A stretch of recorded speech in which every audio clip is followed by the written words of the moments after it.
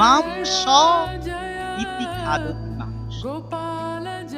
আমি তোমাকে যেভাবে ভক্ষণ করছি সেই রকম ভাবে মাম স, নিজে মাম মানে আমরা, স মানে নিজে। আমি তোমাকে যেভাবে খাচ্ছি তুমিও এক সময় আমার। যারা যোগ্য পশু বলি দিয়ে পশুদের মাংস ভক্ষণ করে ওই পশুগুলি পরবর্তীকালে খাবে। এখন অনেকে বলবেন যজ্ঞে তো পশু বলির বিধান ছিল।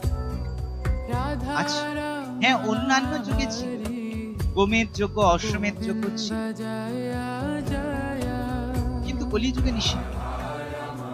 কেন না, কলিযুগে ওই যে পশুদের আগে যজ্ঞে বলি দেয়া হতো তাদের মাংসগুলো এই যজ্ঞে আহুতি দেওয়া দিলে সেই পশু নতুন জীবন লাভ করে।